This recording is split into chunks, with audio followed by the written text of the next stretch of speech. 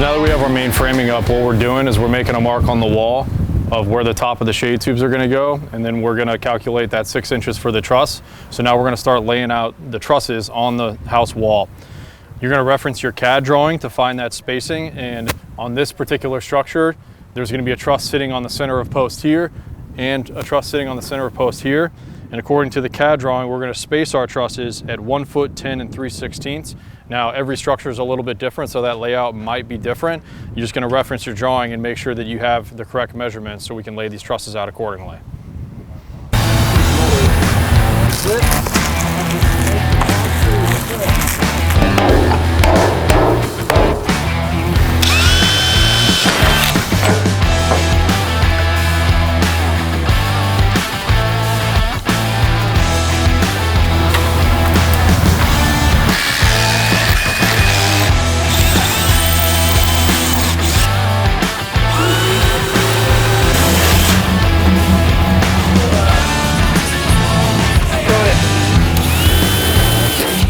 So when he set that first truss, there was still a little wiggle room with this main beam and post to where you can wiggle it back and forth.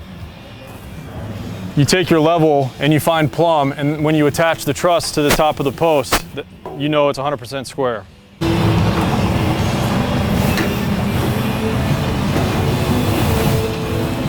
What we're doing is taking a string line and snapping a line where their first shade tube is going to go on the front of the structure. And that way they know they're in line and squared up.